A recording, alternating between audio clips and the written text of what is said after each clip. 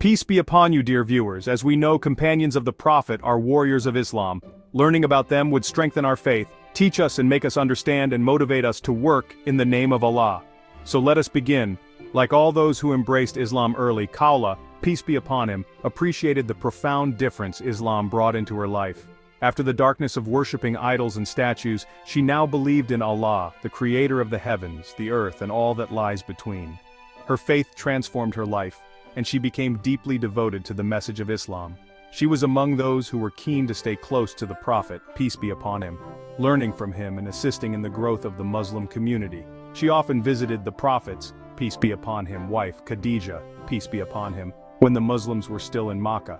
Khawla, peace be upon him, and Khadija, peace be upon him, shared a strong bond of friendship. And Khawla witnessed firsthand how supportive and steadfast Khadija was in the face of the trials that came with the message of Islam. When Khadija passed away in the 10th year of prophethood, Khawla was among the first to recognize the deep sorrow and loss that overwhelmed the Prophet, peace be upon him. Khadija had been his pillar of support for 25 years, his confidant, his comfort, and his strongest ally. Seeing the Prophet, peace be upon him, burdened by grief, Khawla realized that something needed to be done to help him cope with this great personal loss. With wisdom and care, she approached him and gently suggested that he consider remarrying. She had two women in mind, one was mature and experienced and the other was young and full of promise. When the Prophet, peace be upon him, asked who they were, she said, "Aisha, peace be upon her, the daughter of your closest companion, and the mature woman is Sauda, peace be upon her, who is a good believer." The Prophet, peace be upon him, trusted Khawla's judgment and asked her to speak to their families. She first approached Sauda's father, a blind man of few words, who was not yet Muslim. Knowing the importance Arabs placed on noble lineage, she introduced the proposal by highlighting the Prophet's, peace be upon him, esteemed ancestry. As expected, he approved the match, provided Sauda, peace be upon him, was willing. Sauda, peace be upon him, accepted with gratitude, and the marriage was arranged. Next, Khawla, peace be upon him, approached Aisha's, peace be upon him, mother, Ruman, with joyful words. "You people are so blessed. What has Allah, subhanahu wa ta'ala, chosen to send to you?" When she revealed that the Prophet, peace be upon him, had mentioned Aisha for marriage, Ruman was overjoyed but wanted to consult her husband, Abu Bakr, peace be upon him. Given Abu Bakr's closeness to the Prophet, peace be upon him, he welcomed the proposal and the marriage was agreed upon. However, Aisha's marriage was solemnized later in Medina. After the migration to Medina, Khawla remained a frequent visitor to the Prophet's, peace be upon him, household. His wives welcomed her warmly, for they knew her sincerity and kindness. One day they noticed that she appeared unusually plain and asked her why she took little interest in her appearance, despite her husband, Uthman ibn Madhun, peace be upon him, being wealthy. She sighed and explained, "He is in his own world, fasting every day and standing in voluntary worship every night." The Prophet, peace be upon him, became concerned and summoned Uthman, peace be upon him. He gently reminded him that devotion should not come at the expense of family obligations. "Uthman, am I not the one you should follow?" the Prophet, peace be upon him, asked. When Uthman, peace be upon him, confirmed that he tried to emulate him, the Prophet, peace be upon him, advised him, "Do not overburden yourself. Your eyes have a claim on you, your body has a claim on you, your family has a claim on you. Worship a little but also rest.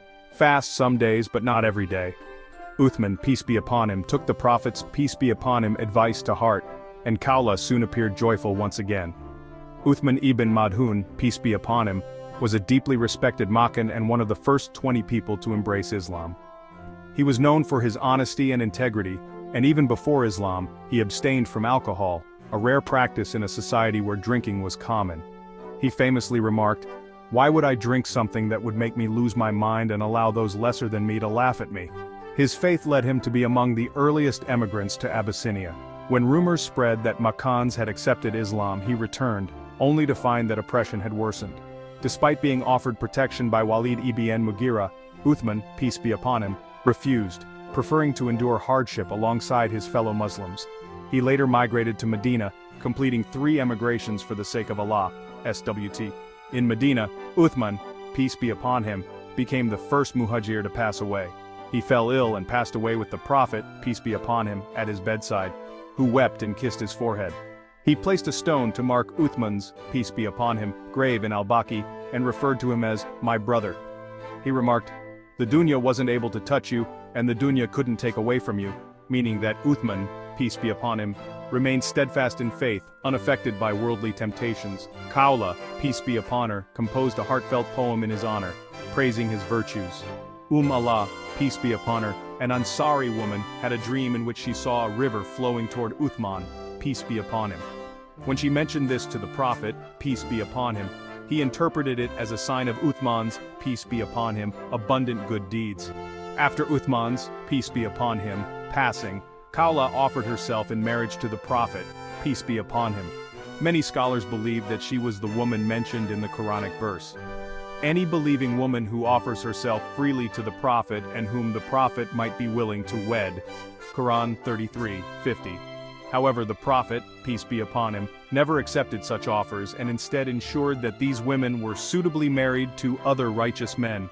Khawla, peace be upon her, spent her later years devoted to knowledge and teaching. She narrated 15 hadiths from the Prophet, peace be upon him, many of which are included in authentic collections. She was highly respected by later generations, including Umar ibn Abdulaziz, peace be upon him, who referred to her as a righteous lady.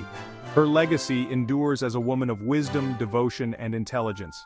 She played a pivotal role in shaping early Islamic society, strengthening the Prophet, peace be upon him, in his difficult times, supporting her husband in his faith, and imparting knowledge to later generations.